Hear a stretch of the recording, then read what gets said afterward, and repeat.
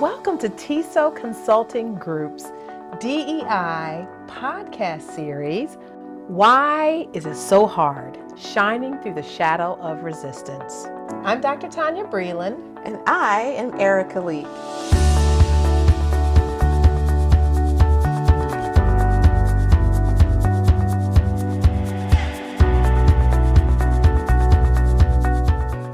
Welcome back. Welcome back, We're everybody. here again. Yes, we are. Mm-hmm.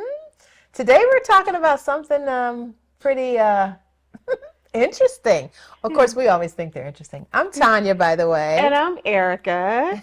And we welcome you to back to our podcast, Why Is This So Hard? Shining Through the Shadow of Resistance. As some of you know, in this podcast series, we work to discuss those issues that prevent us from being socially just and free. Mm-hmm. The goal here is to disrupt the status quo of racial inequality and inequity in systems.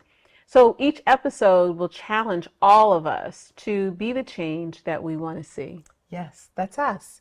So everybody's got it, and so do you. And so do you. And so do you. I bet you're wondering what you have. Yeah, it's not COVID. It's bias. It's bias. He just said It's not COVID. They might have COVID. And if you do, please get better soon. Yes, drink plenty of fluids. Get plenty of rest. Get better. Yeah. So this topic of bias, some people are like, I don't have any bias. I love everybody. I love everybody. I respect everybody. Yeah. If you're good to me, I'm good to you. Right. I do not have bias towards people. Why is that not true? Because we all have it. We all have it. We all have received messages from the time that we were very, very young. We've seen research where kids as young as 3 have, shown that they have bias. Mm-hmm. For and against people based on skin color, gender, culture, even body types. Like we all have it because we've received images and messages from when we were very young about groups of people. Yeah. And so what happens is we make these associations, and the associations in turn, kind of stamps what that bias is. So we've got what we call implicit bias, and we'll talk about that in a moment, and we've got explicit bias. Yeah. So the bias that you have is explicit. Yeah. Okay, so there are certain biases that we all know we have. Yeah. Meaning we make associations about certain groups of people. Right. We all do it in some form or fashion. That's right. And that's explicit to us. So we know that it exists. And that exists whether you want to admit it or not. Right. Right? We have explicit biases for and against certain groups. That's correct. Right. That's correct. Mm-hmm. But then we have that implicit bias that's hidden to us even. Yes. It's not conscious to us. We don't realize we have it until it comes out and is brought to our attention, or we become aware of it. Right. And so that implicit bias is really the bias that is hardest to detect in ourselves because, like you, many of us espouse that we love all groups of people, that, we want everyone to get along, that we want to be friends with everyone, no matter what. And so we espouse that, and this is what we say we believe, but we don't realize that there are some hidden biases that were really kind of created long before, we even knew, that there was even a such thing, if you will. Yeah, I think one of the things that I found really interesting is just sort of common language, right? So if you're talking to somebody and they say, yeah, I met this guy who was an expert in, what is the image of the guy that comes up in your mind? When somebody says, I met this guy, is it a white man? Is it a black man? And why is that? Right? So very often sort of like that generic language, very often, like what is the image that comes up? If somebody says, a girl is walking down the street, what is that image that comes up, in terms of the generic language? If somebody doesn't say, she was African American, or she was Latina, or she was, Indian, or then then the automatic association that you make may indicate like a bias that you have, right? So those are just things to just kind of think about, like in the beginning, especially if you have not undergone an exercise where you unpacked those biases. One of the things to really think about is like, what are the images that come to your mind when certain language is used? Right. Right. Yeah. Like sometimes we'll share a riddle. Yeah. As a part of me wants to share it, and then there's another part that doesn't want to share it because we might use it again. Yeah. Yes. And I don't want everybody to be like, I know that one. I saw that on the podcast. Yeah. But ultimately, it's just what you were saying, So if you think about, well, I went to the doctor, so when and the doctor said I need to have surgery. So I met with the surgeon, and you think about, okay, so who is that surgeon? Yes. What's the image that comes into your mind? That's right. Are you thinking that the surgeon is a woman?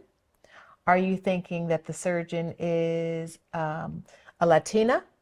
So a woman of Latin descent? Are you thinking that it's a Black person? Like, who are you thinking of when you think about the surgeon coming to have a conversation with you? And I think sometimes people say, I didn't think about anything. I didn't. It's like, this requires honesty. Yes. This requires transparency. Even with yourself. Even with yourself. Even with yourself. And I think there are things, again, we've said this before in this podcast, but in our nation, we still don't have free-flowing, easy conversations around race and culture, and particularly bias. But I think really having and thinking about like the biases and unpacking them and where did they come from? Sometimes we have bias that comes from what we did not see. So if you grew up and, let's say in your parent circle, you never saw a particular group of people. So maybe your parents never, in your parent circle of friends, there were no Asian Americans. Maybe there were no African Americans. Maybe there was nobody of, from the LGBTQ community. Like maybe you did not see those groups. And so the message is we're not friends with those groups. So maybe we can work with them, and maybe we can even, live down the street for them or something, but we're not friends with them. They're not in our circle. And so those absences very often create images as well. That's correct. Yeah. Right. And then, there are images that we get from the media, Yes. Unfortunately. Yeah. So when you think about, who's bad, who's ugly, who's poor, yep, yep, who's wealthy. Yep. Like there are images Yes. of what those people look like, and that points to, and what that does is it creates associations in our mind. That's so right. The more we see it, the more we begin to make associations. Who are the decision makers? So at one point we had a Black man and a white woman running for president at the same time. Both were firsts. Yes. Both were first. Yeah. But growing up, whenever you talked about a president or who could be president, it was always, the only image we ever saw was a white man as president. That's right. And so when a woman wanted to be president and was a contender, like a strong contender, and when a Black man wanted to be president and also was a strong contender, people had to really confront the biases that they had about women or Black men or Black people in the office of president. And so, like, if you were to go back, all those years when they were running, what were your thoughts? And I'm not talking about from a political standpoint. I'm talking about, can you see, at that point, were you even able to see someone other than a white man in that position? Yeah. And many of us could not see that. No. The same thing, You know, in church, for example, because I grew up in church, and I've shared that with you before, you know, my father was a pastor, and most of his friends who were pastors were all men. And so, you know, so there was this bias that, you know, men are pastors. But interestingly enough, I shared this recently with you. I thought this was really progressive. When I was a child, my grandparents went to a church and their pastor was a woman. And this was like back in the 70s, okay? Maybe sooner. I don't know. I mean, yeah, 70s is when I was a child. Amazing. So I don't know how long they were a part of this church, but like that's really progressive. I never even saw any female pastors at all. Right. Like until I was an adult. Right. And so You know. you just have this image that, well, you know, you can't have any women who are pastors, you know, because, and it's, as a child, you know, I created an association with who holds this position. Sure. You know, and then later learned that, well, and even though I saw my grandparents' pastor, because when we would go visit, we would go to church with them. And even though we knew that there was a woman in the pastor, there was a message that I was being sent that women can do this too. That's right. But it wasn't a strong enough message, and it wasn't reinforced by society, or at least by the church society. Yeah. And so oftentimes I did not make those associations. Because even now, if somebody says, you know, pastor, minister, rabbi, priest, you know, imam, I always think man. Like that always comes to my head. Until, you know, if it's not, you know, if it's a woman or whatever, until I, you know, see her or somebody says, you know, describes or to me or give me the name. I'm like, oh, okay. But even now, and when we talk about bias, so very often, you know, I think people get hung up with like racial bias, and that is a thing. Like, yes, that is a thing. Absolutely. But there are some other areas too where we hold bias. So like I just said, if somebody says pastor to me because of those early messages and because of what I didn't see, I would normally think man. You know, just because of having grown up in church, that's what I saw. And even still now, I think there is it's still like a male-dominated area. Yeah, I would agree with you. I would agree with you. Yeah. What are some other areas where bias shows up? Well, I think that around ableism, like we never think that, you know, someone who is differently abled in an area would be the, you know, we never kind of come up with that. So if we're in a doctor's office and a doctor comes in and maybe they're in a wheelchair, like we would have never thought that someone with, you know, these different abilities would be like in that position, or would even be in a position of leadership, right? We don't really associate differently abled people or even non-neurotypical individuals with, you know, leadership, you know. So I think those are some areas that we still continue to see bias. Yeah, yes. we do. We do. So what do we do when we are in spaces where clearly bias is, you know, existing, and it's like, what do you do when you know that there's bias towards you? What do you do? That's a really good question. So I think it depends on what's happening. So for example, in a previous position, you know, the assumption was that schools that served predominantly African American and Latino children were automatically failing and unsafe. Like there was like this association. Yes. And so I would just speak up. Like, okay, so we do know that there are some schools that have predominantly African American or Latino student population that are actually doing quite well.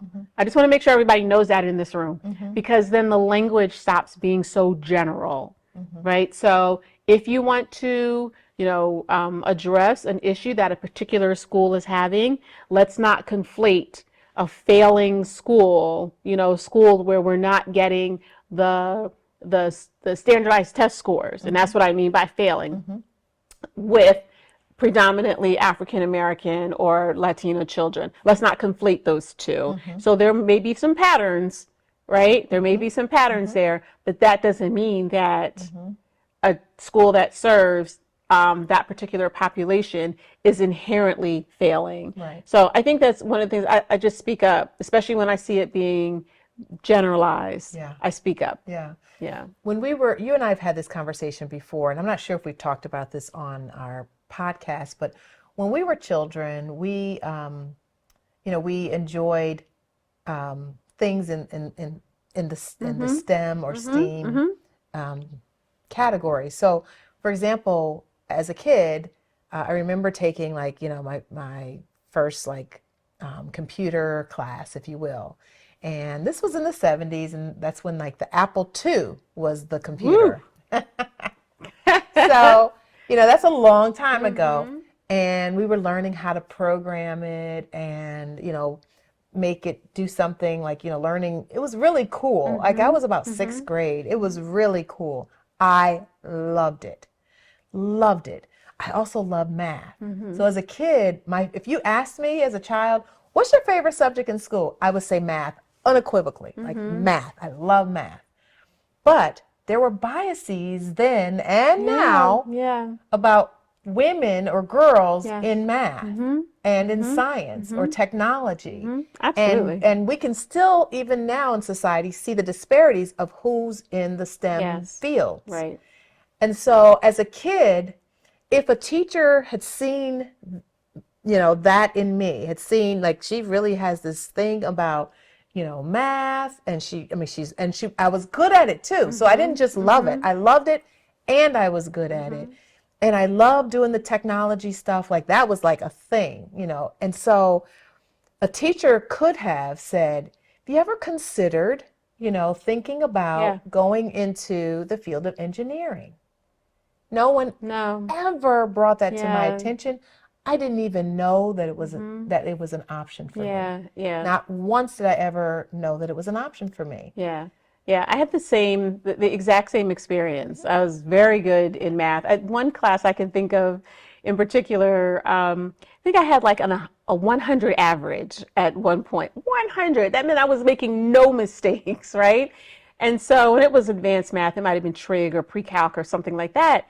And nobody, like you said, made the attempt or even encouraged me to, maybe you can think about majoring in mathematics or doing something that involves mathematics. You seem to have an aptitude for this. You seem to be doing pretty good with this. The boys around me, they all got these opportunities to go to these camps or after school clubs. They all got that, but I didn't see girls doing particularly well in, definitely not African American girls, Right. And so, because we talked about belonging before, in a previous podcast, I just didn't think that was something that belonged to me, and I didn't feel like I belonged to it, Right. Right. I was good at it, but that just meant that I was good at it. It didn't mean much more. So same, and you were in Ohio, and here I am in New Jersey having the exact same experience. Yep. How many other African American girls who are now women and who are, some girls who are still in schools are not getting the encouragement in those areas that they need. And it all goes back to bias. It does. How do the teachers and the leaders see us? Right. What kinds of opportunities do they provide for us? And I think that that's really the big part of the challenge. If you're not honest with yourself about bias, then we keep having these situations where people don't get access to opportunities that could actually really, really be good for them. Right. Yeah, absolutely. Yeah. So how do you, how do you help someone uncover their bias? That's a really good question. That's a really good question. Yeah, it's a really tough question, quite honestly. I think so. I think I would start with the language. What do you automatically associate? And I can't get in anybody's head and make sure that they're being honest. But what do you associate with? What groups do you associate with what characteristics? I think we start there. Start with that really generic language. I also think too, look at your patterns. So are there patterns of associations? Right. Are there patterns to who you believe might be a good doctor? Are there patterns to who you believe might be a good accountant? Are there patterns to who you believe might be a good teacher for your child? Are there patterns? Are there patterns to any of that? And I think maybe start there. Start with the patterns. But the truth is, like we said earlier, everybody has it. So it's just up to all of us to find out, like, where do we have those areas of bias? Our brains are created to be associative. The brain is remarkably associative.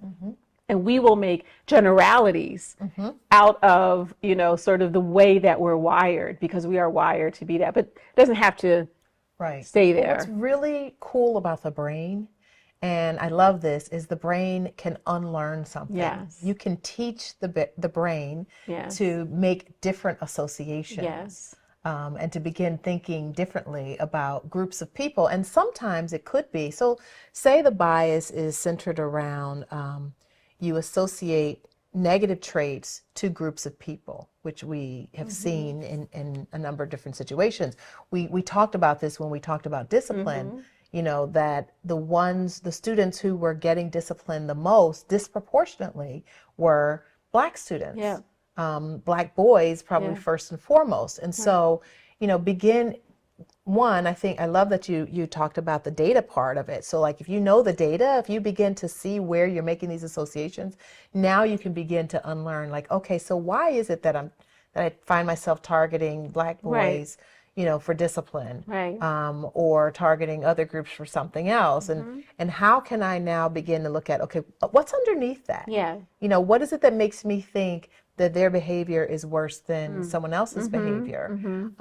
If we're looking at it from the discipline perspective, obviously we can also look at it from the workplace, and we can look at who gets promoted and who doesn't get promoted. Who gets rewarded. Exactly. And so, if we begin looking at the patterns and understanding it, we can begin to reverse, and even begin training our brain to think and look at people differently. Yes. And stop making these associations, because the brain is malleable. That's and right. the brain can, can grow in different parts, and it really can become a different brain altogether, just based upon how you train the brain to see and think about certain things. And I think that takes an intentionality. It does. You have to be intentional about that. Right, So it doesn't happen just because you're a nice person. It doesn't happen just because, as we hear, I don't see color. Like that, it doesn't.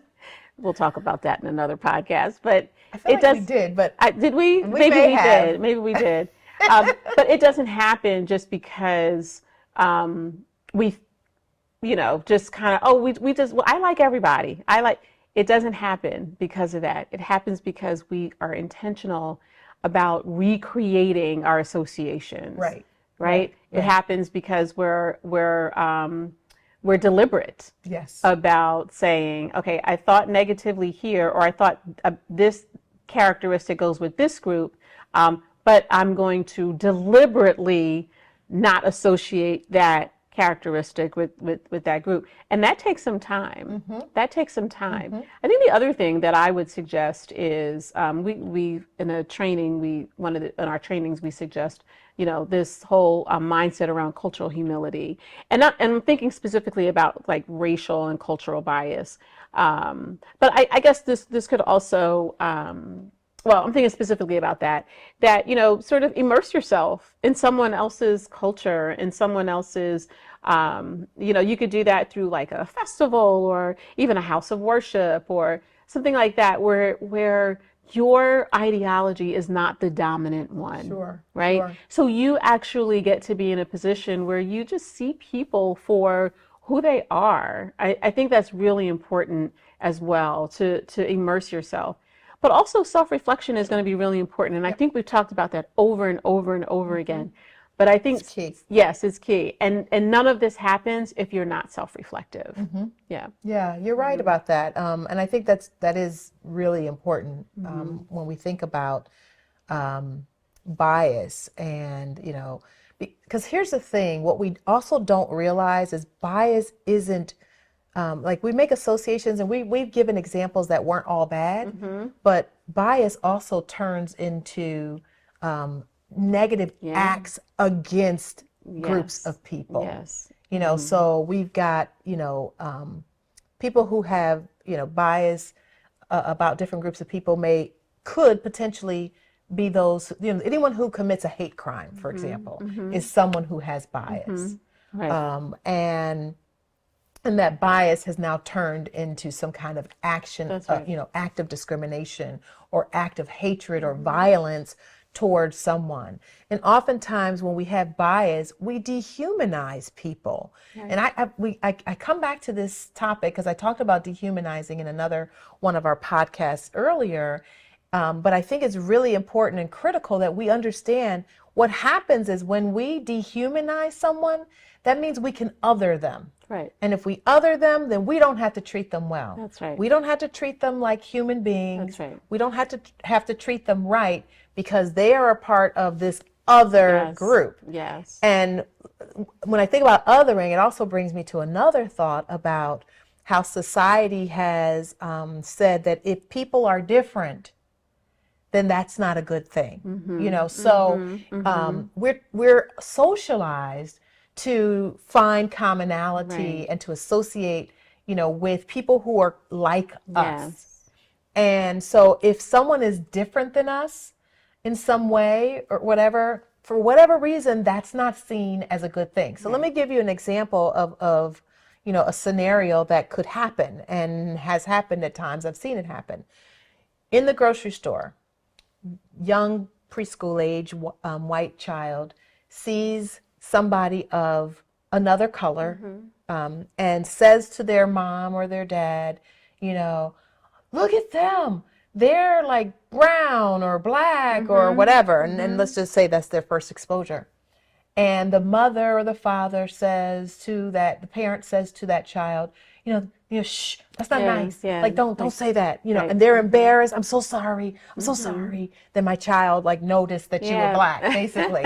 And because you obviously were trying to hide it. Right, Just kidding. right. Just kidding. Just kidding. We're just kidding. But what happens is, so what is happening in that scenario is the child is being taught that if you recognize and see a difference in another person, that's not a good thing. Yeah. And so that's not what we want for children. So that's where the bias begins really early, because it's hush hush to notice what's different about me, in the grocery store, and whereas it could be a wonderful, beautiful, teachable moment. Yes, honey, this is she's a black woman. Maybe we can go and say hello and talk to her and have a conversation or whatever. But there's an opportunity for this to be a teachable moment, not an embarrassing moment. Right. It should not be an embarrassing moment. But it also it may send a signal to that parent that, we need to show our children how diverse the world is. Right. And, create opportunities for them to learn about other people. Yes. And that not everybody is the same, and not being the same isn't a bad thing. That's right. It's actually a good thing. It's not embarrassing. It's not something you have to shush. Right. It's a good thing that we can celebrate and honor. Right. And, and send messages to our children that it's totally okay. It's actually, our strength lies in our differences. Exactly. Right? And so it's totally fine to call them out. Let's talk about how we celebrate it. Let's talk about how we honor that. I think absolutely that's a really great example, because we've all seen it. We've all experienced it. And so I'd love this conversation. We're going to have to revisit this. Sure. Because there are there's pieces so of this that much we have not touched on at all. Yes, yes. But we really enjoyed this conversation with each other. Yeah. And we hope that you did too. We hope that you walked away with some things to think about and consider. And we invite you to join our conversation. We're on the social media platforms, and we'd like to hear what you have to say about, your experiences around implicit bias. Yeah. Please share that with us. Again, I'm Tonya. And I'm Erika. And thank you so much for joining us.